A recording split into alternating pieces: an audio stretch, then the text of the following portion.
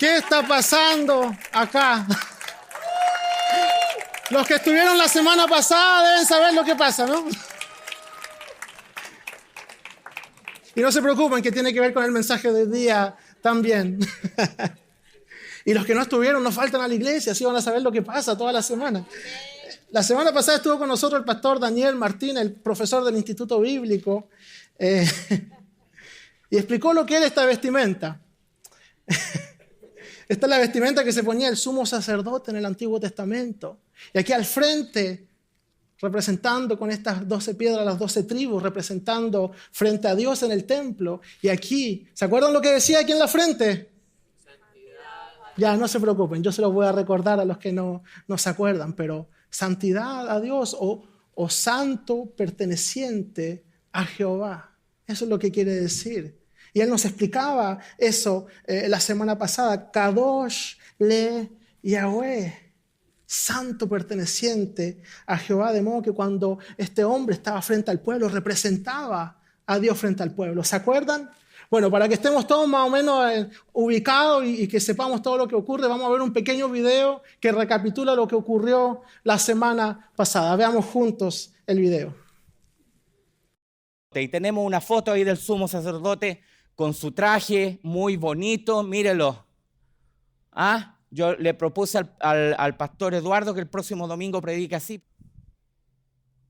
En Éxodo 19, Dios le habla al pueblo y habla hacia el pueblo, hablando con Moisés. Ustedes serán para mí un reino de sacerdotes. Un reino de sacerdotes. El sumo sacerdote, como usted lo puede ver, tiene una especie de cinta en su frente, tiene un sello. Los sellos en el antiguo Cercano Oriente, ¿cierto?, son puestos ahí para indicar propiedad. Próxima foto, por favor, mire. Está lindo ese gorrito, Eduardo. ¿Por qué no lo quiere usar el próximo domingo? Eso es lo que el sumo sacerdote usa en su cabeza. Cuando se describe que él va a vestirse con eso, ¿sabe qué? ¿Cuál es la palabra hebrea? La misma que en el mandamiento de llevar el nombre de Dios. Él lleva el nombre de Dios en su frente. ¿Y sabe lo que dice ahí? Repita conmigo. Kadosh le Yahweh. Santo perteneciente a Dios. Vimos la semana pasada lo que define al pueblo de Dios y el hecho que debe ser un portador de su nombre, ser sus representantes. O como decía el pastor Daniel también durante su mensaje, ser un pueblo vitrina. Un pueblo que muestra quién es Dios, ser un ejemplo de cómo es un pueblo cuyo Dios es Jehová. Y hablamos de reconstruir nuestro llamado como pueblo de Dios. Y hoy vamos a seguir en ese mismo tema y veremos qué es lo que esto implica para nosotros en nuestras vidas, en nuestra fe, en nuestra identidad dentro del pueblo de Dios. Y a lo largo de esta serie de Nehemías hemos visto que cuando uno quiere reconstruir con Dios, uno se enfrenta a diferentes obstáculos. El enemigo se opone a que nosotros reconstruyamos con Dios. Y que al perseverar en esta misión de reconstruir, serán diferentes los obstáculos. Por ejemplo, el desánimo. El desánimo es un obstáculo que puede llegar en nuestras vidas. Algunos en el momento que deciden que quieren ir a la iglesia les da un cansancio digno de una siesta. Una flojera difícil. Qué pereza tener que prepararme para llegar a la iglesia a las 6 en punto cuando abren las puertas y compartir con los hermanos antes de que empiece el servicio a las 6:30. Otro en el momento que quiere orar. Recuerdan todas las llamadas y los correos electrónicos que tienen que enviar. O comienzan a orar y terminan haciendo una siesta así de ladito. Obstáculos de diferentes tipos. Otras veces somos atacados en nuestros pensamientos con mentiras sobre quién es Dios. Como ocurrió y lo veíamos también la semana pasada con Eva en el jardín del Edén, cuando la serpiente distorsionó lo que Dios le había dicho. Distorsionó la imagen de quién era Dios, de su carácter. Y también pueden ser mentiras sobre nuestra situación, dudas, pensamientos que traen desánimo, que nos desenfocan de nuestro llamado. Pueden ser temores. Por todos los medios el enemigo tratará de detenerte, de asustarte si es necesario para que no sigas reconstruyendo con Dios. Y eso mismo ocurrió con la reconstrucción en el libro de Nehemías. Cuando los enemigos vieron que las amenazas de atacarlos no funcionaron, quisieron detener la obra asustándolos con mentiras. Los enemigos de Nehemías le enviaron cartas con amenazas y con todo tipo de mentiras, de calumnias para detener la obra. Pero Nehemías se dio cuenta y él respondió lo siguiente en Nehemías capítulo 6, versículo 9. En realidad lo que pretendían era asustarnos. Pensaban desanimarnos para que no termináramos la obra. Y ahora, Señor, fortalece mis manos. Muchos de nosotros necesitamos también decirle lo mismo al Señor frente a estas mentiras, abrir los ojos, darnos cuenta que no es verdad y recordar las promesas del Señor y decirle, fortalece mis manos, ayúdame a perseverar en medio de estas luchas, de estas calumnias y mentiras, ayúdame a no desmayar, ayúdame a comprender lo que quieres que yo reconstruya en mi vida, abre mis ojos, ayúdame a comprender mi llamado. A estar cada día más cerca tuyo, a mirar al lugar correcto, a poner mi mirada y mi fe en Cristo Jesús. Fortalece mis manos, oh Dios, para poder reconstruir contigo. Porque reconstruir no es fácil. Sobre todo cuando primero hay que derribar ciertas cosas, derribar mentiras, falsedades, porque algunas de esas cosas, de esas mentiras están arraigadas en nuestros corazones. Reconstruir no es fácil, sobre todo cuando el enemigo nos sigue bombardeando de mil razones para abandonarlo todo y volver a lo que estamos acostumbrados, volver a nuestra zona de confort. Uno de los grandes obstáculos a la reconstrucción son aquellas cosas que con nuestras manos hemos edificado y a las que nos aferramos. Cosas que no queremos soltar, cosas que fueron edificadas sin Dios, pero que debemos derribar para reconstruir con Dios. ¿Cuántos han tenido el privilegio de trabajar en construcción o renovación? ¿Alguno de ustedes? Yo tuve el privilegio de hacerlo. No era algo que me apasionaba, sinceramente. No. Soy manual, pero no tanto. Pero hubo un verano en que lo hice siendo ya adolescente, final de la adolescencia, y ayudé en trabajo de construcción y recuerdo que tuvimos que sacar unos muros, demoler unos muros para construir de nuevo. Y encontré sinceramente mucho más difícil sacar las cosas, destruir, limpiar, que volver a construir. Es difícil derribar para reconstruir, pero es necesario. Es necesario sacar lo viejo, limpiar lo que ya no sirve, lo que nos detiene, hasta que no quede rastro alguno de lo que eso era antes para luego edificar algo nuevo. Y esto es cierto tanto en nuestras vidas como en nuestros valores. A veces nuestros valores son contrarios a los valores del reino, nuestro carácter, nuestra fe. A veces mezclamos nuestra fe en Dios con cosas paganas, como lo vimos en uno de nuestros mensajes pasados. Pero antes de reconstruir es necesario limpiar lo que estorba a la nueva construcción. Porque construimos nuestros propios ídolos, nuestros propios ideales y nos aferramos a ellos. Pero como les decía, parte del proceso de reconstrucción es también derribar falsedades, derribar obstáculos, lo que estorba, derribar ídolos, el orgullo, derribar las fortalezas que hemos construido, que hemos edificado, fortalezas que protegen mentiras, que nos dan seguridad. Porque muchas veces nos aferramos a mentiras que nos dan un falso sentimiento de seguridad. Construimos un Dios pequeño que podemos controlar, pero que no tiene poder. Edificamos nuestra propia fe lejos de la palabra. Ponemos nuestra confianza en hombres y no en Dios. Pero pidámosle a Dios que nos ayude a derribar esas mentiras, a derribar esos temores, a derribar la incredulidad en nuestras vidas para comenzar a creerle a Dios y obedecer a su palabra. Porque se levantarán constantemente mentiras que quieren destronar la única verdad que es la palabra de Dios.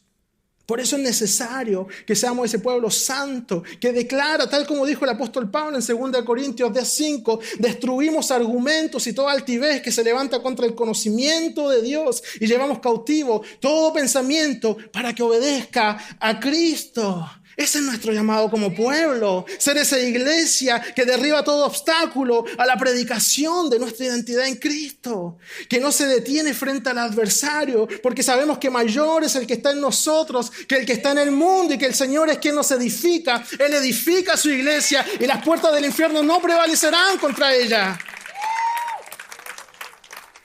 Y como iglesia somos responsables de predicar esa verdad. Esa preciosa verdad, esa poderosa verdad. Somos responsables de ser luz en el mundo, tal como lo veíamos la semana pasada. Pero para hacerlo tenemos que comprender ese llamado, comprender nuestra identidad, nuestro rol dentro del pueblo de Dios. La semana pasada veíamos que en el tiempo del Antiguo Testamento, como lo vimos también al principio, el sumo sacerdote, aquel que representaba al pueblo frente a Dios y a Dios frente al pueblo, llevaba, como veíamos en su frente, esa inscripción, Kadosh le Yahweh, santo perteneciente a Dios o santo perteneciente a Jehová. Este hombre era apartado de forma especial para servir a Dios. Le pertenecía exclusivamente a Él. Pero veíamos también que ahora cada uno de nosotros tenemos el deber de ser santos, de ser sus representantes, porque somos su pueblo y somos un pueblo santo. No se trata de la responsabilidad de una persona, de un individuo, es la responsabilidad de cada uno de nosotros. Y déjame decirte, tú le perteneces a Dios y solo a Él, a nadie más. Cristo derramó su sangre por ti. Eso es lo que dice la palabra, hablando de Jesús en Apocalipsis, capítulo 5, versículos 9 y 10. Porque fuiste sacrificado y con tu sangre compraste para Dios gente de toda tribu, lengua, pueblo y nación. De ellos hiciste un reino, los hiciste sacerdotes al servicio de nuestro Dios. Eso es lo que somos tú y yo. Ese es nuestro llamado juntos, ser sacerdotes al servicio de nuestro Dios. Si tú lo crees, di un fuerte amén y dale un fuerte aplauso al Señor. Así que fabricamos 300 como la que hicimos. No, mentira. No nos vamos a poner todo ese vestimento. Pero una de las cosas que pasaba con Israel y que ahora pasa con la iglesia del Señor es que la reputación de Dios está completamente ligada con la reputación de la iglesia, con la reputación de su pueblo. La forma en que nosotros representemos a Dios, así es como el mundo lo conocerá. Si nosotros presentamos a un Dios castigador, el mundo creerá que Dios es un Dios castigador. Si presentamos a un Dios impaciente, la gente pensará que Dios es impaciente. Si presentamos a un Dios que se enoja, un Dios enojado, si lo presentamos como ajeno, lejano, la gente va a pensar que Dios está lejos, ajeno al dolor, indiferente. A veces escucho personas que no conocen al Señor hablar de Dios como de un Dios que está ocupado en otra cosa, que está haciendo otras cosas y que hizo el mundo y luego lo dejó solito, que se la arreglen solos. Personas que enfrentan sus vidas llenas de temores, de inseguridad, pensando que están solas y que no tienen esperanza. Para nosotros, el pueblo de Dios, sabemos que con Jesús sí hay esperanza, porque la palabra nos muestra un Dios de amor, un Dios que entra con poder en la historia humana, en la persona de Jesús, un Dios que interviene a nuestro favor y que nos exhorta a cambiar de camino cuando nos equivocamos. Cuando tomamos un camino de muerte, de dolor, Él nos exhorta a cambiar de ese camino. Que nos exhorta a amar, a tener misericordia, a tener compasión. Un Dios que nos exhorta a ser como Él. Que nos exhorta, nos invita a ser imitadores de Él. Si realmente conoces a Dios, te darás cuenta que es un Dios de amor, que da paz, que perdona, que bendice, que ama, que está atento, que levanta al caído y que tiene paciencia con su pueblo. Mismo cuando su pueblo es rebelde, la Biblia nos muestra una y otra vez cómo Dios tuvo paciencia con Israel a pesar de su maldad, a pesar de su mala conducta. Dios perdonó a Israel cada vez que ellos se alejaron de Él, cada vez que adoraron falsos dioses, atribuyéndole a esos falsos dioses lo que Dios había hecho para ellos. Tenemos un Dios paciente y amoroso que quiere bendecir y darnos vida eterna. Ese es nuestro Dios. Y una de las cosas que el pueblo junto a Nehemías debía reconstruir era su identidad como pueblo. Ellos habían estado por 140 años rodeados de idolatría, de dioses paganos, lejos de su tierra, sin poder vivir su fe como antes, rodeados de costumbres y creencias ajenas a las que Dios les había dado. El pueblo necesitaba reconstruir su identidad, necesitaba recordar quiénes eran y quién era su Dios, necesitaban volver a la palabra. Y sabe, nosotros también necesitamos reconstruir nuestra identidad. Como pueblo, como iglesia, como hijos de Dios, reconstruir nuestra identidad en Cristo Jesús. Y para hacerlo, una clave importante es lo que hizo Nehemías con el pueblo.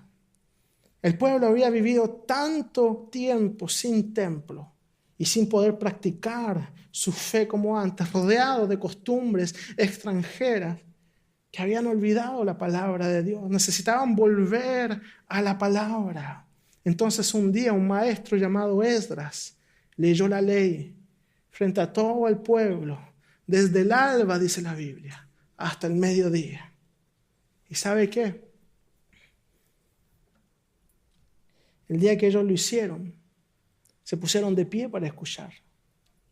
Del alba hasta el mediodía, en reverencia a la palabra de Dios. Hoy vamos a hacer algo distinto. Los voy a invitar a que se pongan de pie y vamos a leer este fragmento de la palabra. Y lo vamos a hacer de pie en reverencia a la palabra del Señor. Y si tiene su Biblia, puede sacarle y buscar Nehemías capítulo 8, versículo 1 al 3. Y vamos a vivir juntos. No vamos a estar hasta mañana, no se preocupen. Son 3 versículos que vamos a leer nosotros juntos de pie en reverencia a la palabra del Señor. Nehemías capítulo 8, versículo 1 al 3, dice la palabra del Señor. Entonces todo el pueblo, como un solo hombre, se reunió en la plaza que está frente a la puerta del agua y pidió al maestro Esdras traer el libro de la ley que el Señor había dado a Israel por medio de Moisés. Así que el día primero del mes séptimo, el sacerdote Esdras llevó la ley ante la asamblea, que estaba compuesta de hombres y mujeres y de todos los que podían comprender la lectura. Entonces la leyó en presencia de ellos desde el alba hasta el mediodía en la plaza que está frente a la puerta del agua. Todo el pueblo estaba muy atento a la lectura del libro de la ley. Amén. Pueden tomar asiento.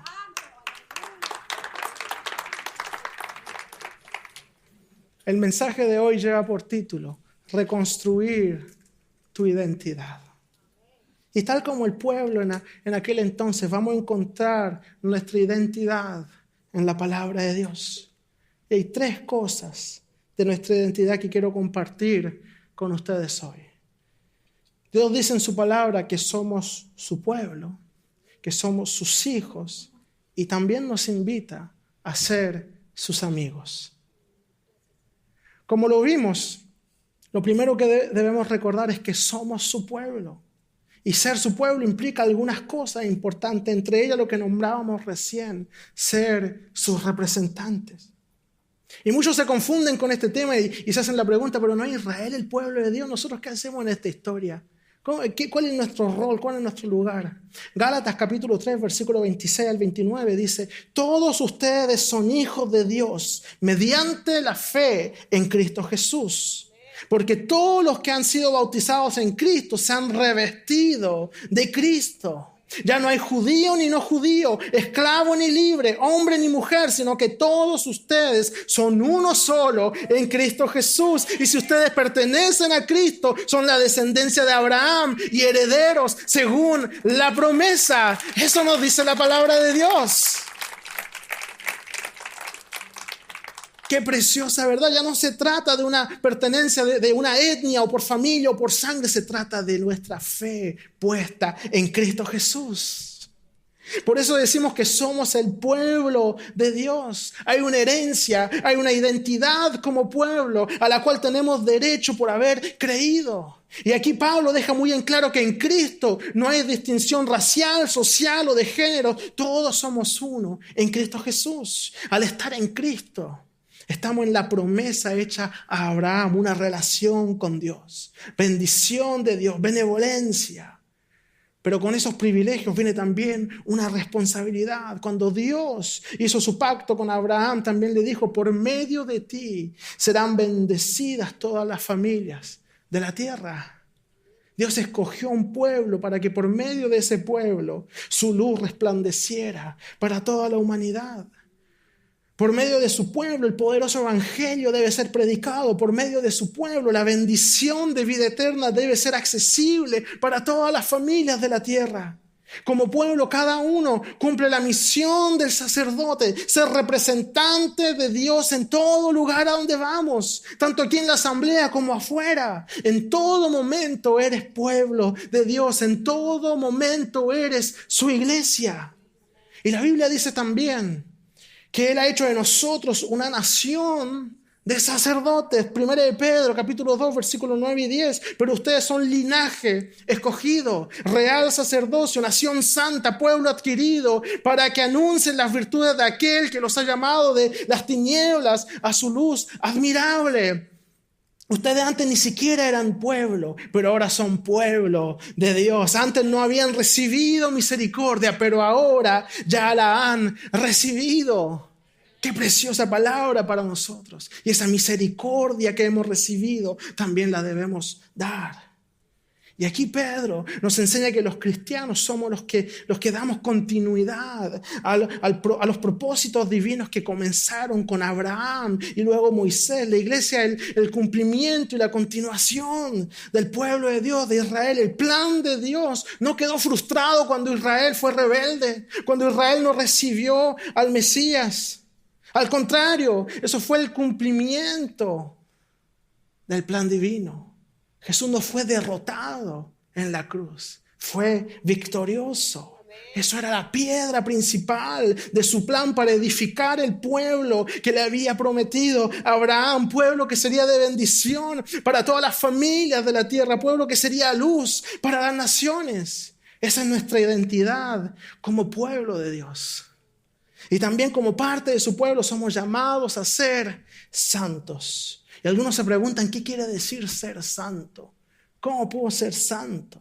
Santo viene de la palabra en hebreo kadosh, que también veíamos, que estaba escrito santo, perteneciente a Jehová, kadosh, que quiere decir puro, apartado. La idea es que pertenecemos exclusivamente a Dios, no servimos a absolutamente ningún otro, no manchamos nuestros corazones o nuestras mentes con ideas contrarias a la palabra, con valores contrarios a los valores del reino o con costumbre que Dios aborrece.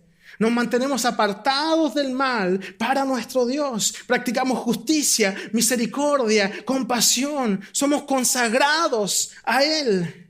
Ser santo es cuestión de carácter. La santidad no es algo que se puede fingir ante Dios. Algunos pueden fingir santidad frente a los hombres, pero Dios conoce los corazones.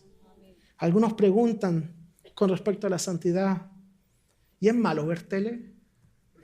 ¿Es malo escuchar música secular?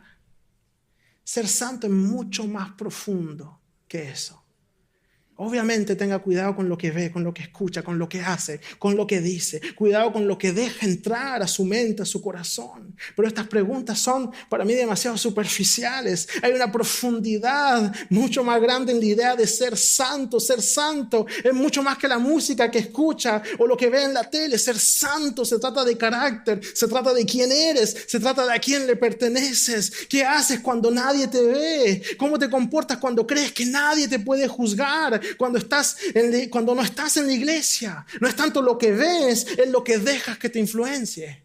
No es tanto lo que oyes, es lo que dejas que te corrompa o que te enseñe cómo vivir. Y claro, hay una correlación clara entre lo que ves, lo que escuchas y en lo que te transforma. Por eso Jesús dijo, de la abundancia del corazón habla la boca. Lucas 6:45. Entonces, ¿de qué te estás llenando? Y no se trata de prohibición, se trata de sabiduría. Pablo dice en 1 Corintios 15:33, las malas compañías corrompen las buenas costumbres. Y también dice en 1 Corintios 10:23, todo está permitido. A algunos les gusta parar ahí.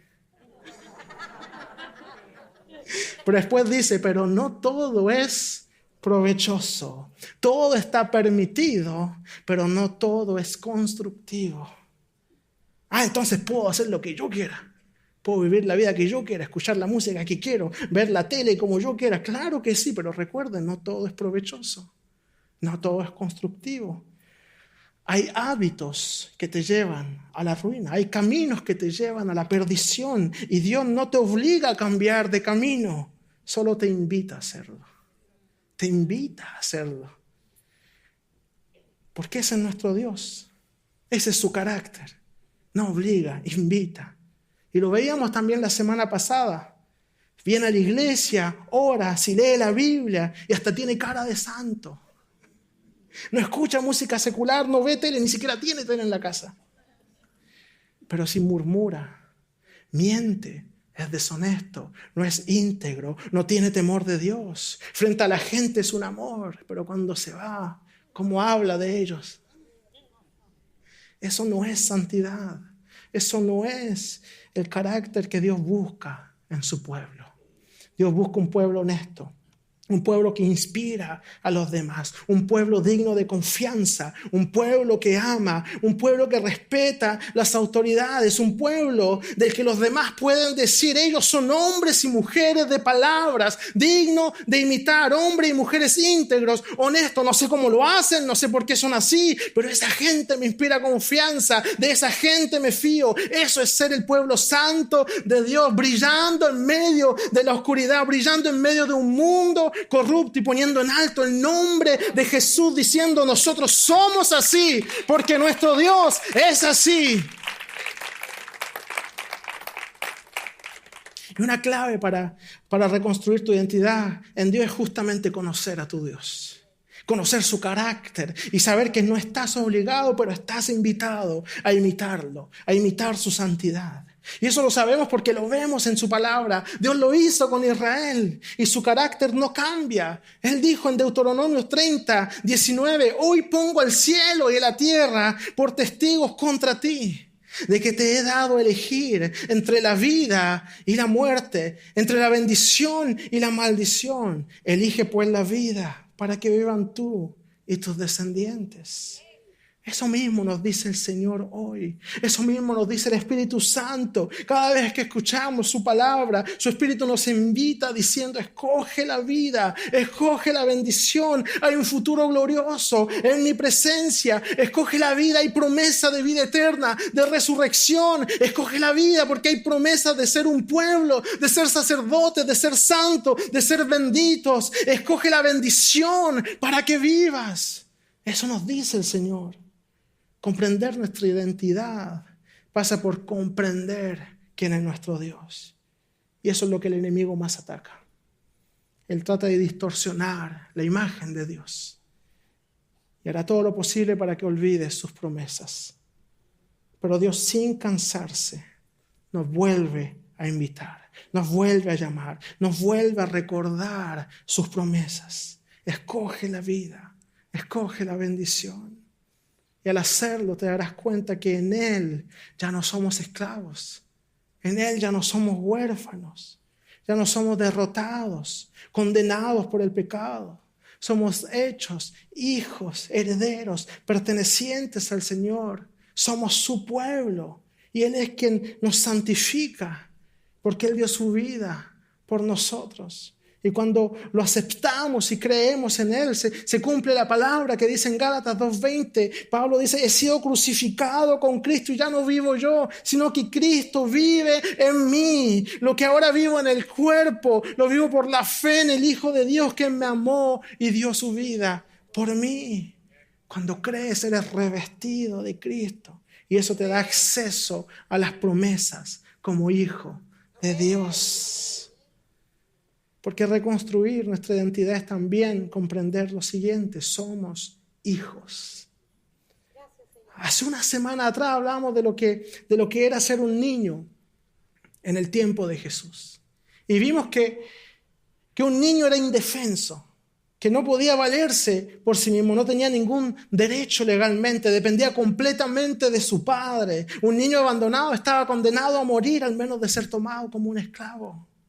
Y también vimos lo siguiente: nosotros sin Dios somos como niños huérfanos que necesitamos un padre que nos cuide, que nos sostenga. Sin Dios somos como niños destinados a la muerte. Pero la palabra dice en Juan 1, 12 y 13, pero todos los que lo recibieron, a los que creen en su nombre, les dio derecho de ser hechos hijos de Dios, los cuales nacieron no de sangre, ni de voluntad de la carne, ni de la voluntad de varón, sino de Dios. La voluntad de Dios es que seas hecho hijo, es que no te pierdas en tu pecado. Su voluntad es santificarte y salvarte.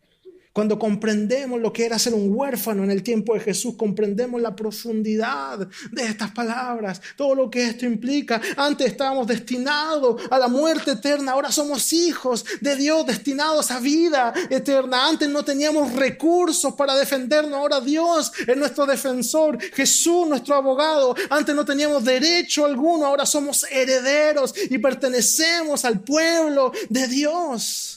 Por eso dice la palabra también en Romanos, capítulo 8, versículo 14 al 17.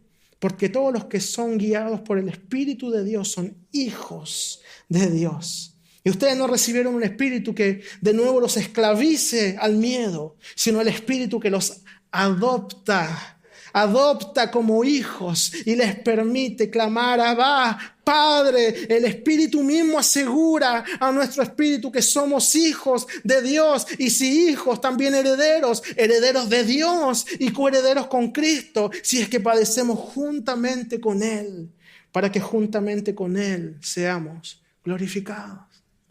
Eso es lo que somos. Tenemos el privilegio de llamar a Dios nuestro Padre. Éramos huérfanos, pero somos tratados como hijos legítimos, porque somos adoptados en todo el sentido de la palabra. A un hijo adoptado se le garantiza legalmente los mismos derechos que a un hijo natural. Y eso es lo que Dios hace por nosotros, aún sin merecerlos. Sin merecerlos, somos sus hijos por medio de nuestra fe en Cristo Jesús. Por lo tanto, comprender nuestra identidad es también comprender nuestra herencia. Heredamos vida eterna. Heredamos al Espíritu Santo, recibimos al Espíritu Santo. Somos libres del pecado. Por eso Pablo también dice en Romanos, capítulo 6, versículo 17 al 19, pero gracias a Dios, que aunque antes eran esclavos del pecado, ya se han sometido de corazón a la enseñanza que les fue transmitida. En efecto, habiendo sido liberados del pecado, ahora son ustedes esclavos de la justicia. Y hablo en términos humanos, por las limitaciones de su naturaleza humana. Antes ofrecían ustedes los miembros de su cuerpo para servir a la impureza que lleva más y más a la maldad. Ofrézcanlos ahora para servir a la justicia que lleva a la santidad. Cuando creemos en Jesús y comprendemos nuestra identidad en Él, naturalmente queremos alejarnos de la iniquidad y comenzar a vivir una vida justa y agradable ante Dios, haciendo lo que es correcto según sus mandamientos y principios. Naturalmente buscamos santidad. Y después Pablo continúa diciendo en los versículos 20 al 23, cuando ustedes eran esclavos del pecado, estaban libres del dominio de la justicia. ¿Qué fruto cosechaban entonces? Cosas que ahora los avergüenzan y conducen a la muerte. Pero ahora que han sido liberados del pecado y que se han puesto al servicio de Dios, cosechan la santidad que conduce a la vida eterna, porque la paga del pecado es muerte, mientras que el regalo de Dios es vida eterna en Cristo Jesús, nuestro Señor. Ese es el regalo en Cristo Jesús. Esa es nuestra herencia como hijos, vida eterna. Hemos sido liberados del pecado para vivir para Cristo. Y algo importante que debemos saber, el dueño a quien le sirves define tu identidad. Si sirves al pecado, eres esclavo del pecado. Y la consecuencia es recibir una paga de muerte. Si sirves a Dios, eres santificado, hijo de Dios, pueblo de Dios, y recibes en regalo la vida eterna. Reconstruir tu identidad con Dios es decidir servirle a Él y solamente a Él. Reconstruir tu identidad con Dios es ser santo, apartado para Dios, dejar de ser un pecador, dejar de ser un esclavo y comenzar a vivir en la libertad con que Cristo te ha hecho libre. y en nuestra libertad actuar como hijos de Dios. Primera de Pedro, capítulo 2, versículo 15 dice: porque esta es la voluntad de Dios, que practicando el bien hagan callar la ignorancia de los insensatos. Hay muchos que tienen los ojos abiertos buscando cómo acusar a la iglesia. Pero con nuestra actitud, dice la palabra, hagamos callar la ignorancia de los insensatos. Y luego dice, eso es actuar como personas libres, que no se valen de su libertad para encubrir su maldad, sino que viven como siervos de Dios. Den a todos el debido respeto, amen a los hermanos, teman a Dios, respeten al Rey. Y aquí volvemos a lo que decíamos al principio. Actuar como el verdadero pueblo de Dios implica hacer callar las falsas acusaciones de los detractores de la fe. Ser pueblo de Dios es representar correctamente a Dios y callar las mentiras del enemigo sobre el carácter de Dios. En el tiempo que fue escrita esta carta de Pedro, los romanos, la gente decía que los cristianos eran ateos porque no creían en los dioses del imperio, creían en un solo Dios. Y decían también que traían desorden en la sociedad. Algunos hasta inventaban que los cristianos eran caníbales porque rompían el pan diciendo que era el cuerpo de Cristo y se comían el cuerpo de Cristo. Son caníbales. Por eso dice Pedro, practicando el bien, hagan callar la ignorancia de los insensatos. Y hoy también hay un mundo ignorante en cuanto a quién es Dios y hace acusaciones insensatas. Pero Pedro exhorta a los cristianos a vivir una vida santa, porque sabe que el mundo los observa. Hermano, el mundo te observa y lo que ve en ti, eso creerán de Dios. Si el mundo ve una iglesia desordenada, creerá que tiene un Dios desordenado. Si el mundo ve una iglesia que no tiene compasión, creerá que tiene un Dios sin compasión. Si el mundo ve una iglesia que no tiene amor, que no perdona, que no se preocupa de su prójimo, que no respeta a las autoridades, creerá que su Dios es así. Porque nosotros somos representantes de nuestro Dios. Así como el sumo sacerdote cuando venía frente al pueblo con estas letras en su cabeza, santo perteneciente a Jehová, así venimos nosotros también frente al mundo. Seamos santos, representando a Jehová, santos que pertenecen a Jehová. Quiere que el mundo crea en Dios, que sus hijos crean, que su familia crea. Muéstrale cómo es el pueblo de Dios, cómo es un pueblo santo, cómo es la fe del pueblo de Dios y cómo es la fe de un hijo de Dios. Pero ¿sabe que hay algo más? Jesús va un poco más lejos con sus discípulos. Jesús quiere establecer una relación aún más íntima. Somos pueblo, somos hijos, pero también Jesús nos llama a ser amigos. Veamos juntos lo que dice Jesús. Se lo dice a sus discípulos en Juan capítulo 15, versículo 15. Ya no los llamo siervos, porque el siervo no está al tanto de lo que hace su amo. Los he llamado amigos, porque todo lo que a mi Padre le oí decir, se lo he dado a conocer a ustedes. Es posible ser amigo de Dios. Es posible ir más allá en nuestra relación con Él, porque todo nos ha sido revelado en su palabra. Lo que necesitamos saber para vivir una vida santa, para vivir según la voluntad de Dios, para conocer sus promesas, todo eso está en su palabra. Y Dios nos invita a creer en Él. Santiago 2:23 dice, creyó Abraham a Dios y esto se le tomó en cuenta como justicia y fue llamado amigo de Dios. Abraham fue llamado amigo de Dios porque creyó. Abraham creyó cuando Dios le dijo que saliera de la tierra de su antepasado para ir a la tierra que Él le mostraría. Abraham ni siquiera sabía a dónde iba, a qué tierra iba. Solo tenía que esperar en Dios y esperar que Él le indicara cuál sería la tierra. Abraham creyó a Dios cuando le dijo, yo te mostraré dónde ir. Yo haré de ti una gran nación. No tengo hijos, no importa haré de ti una gran nación. Yo te bendeciré, engrandeceré tu nombre, serás de bendición para todas las familias de la tierra. Y así lo hizo Dios, porque no hay nada imposible para Él, nada que escape de su control. Si Él lo prometió, Él lo cumplirá. Solo crees y verás la gloria de Dios, serás llamado amigo de Dios. Cree en Él solamente. Y quiero preguntarte hoy, ¿cómo está tu confianza en el Señor? ¿Qué tanto confías en sus planes, en sus promesas?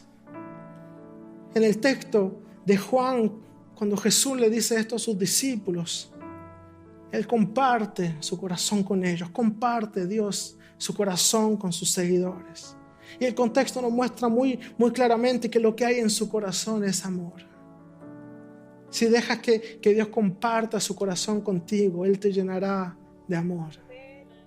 Te llenará de su amor.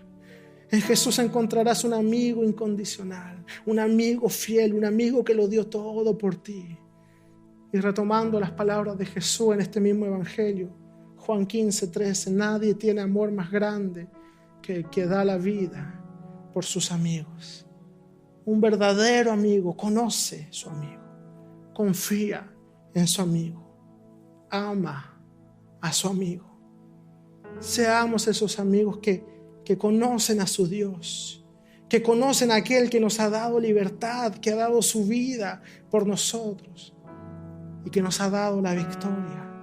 Cuando reconstruyes tu identidad, comienza a comprender realmente quién eres y quién es tu Dios. El Dios que, como lo veíamos, le dijo a Moisés, lo veíamos la semana pasada, cuando Moisés le pidió su nombre, le dijo, yo soy el que soy, o de otra forma de traducirlo, yo seré quien yo seré. En otras palabras, yo estaré contigo, yo me revelaré a ti en cada etapa, en cada momento de tu vida, en tu alegría, yo estaré contigo, en tu tristeza, yo estaré contigo, en tus victorias, yo estaré contigo, frente a tus gigantes cuando tienen miedo, yo estaré contigo, frente al mar, yo estaré contigo, abriré las aguas, derribaré los muros, derribaré los gigantes, te libraré de tus enemigos. Yo soy tu Dios y yo estaré contigo en todo tiempo. Jamás te abandonaré, jamás te desampararé. Ese es nuestro Dios y esa es su promesa para su pueblo.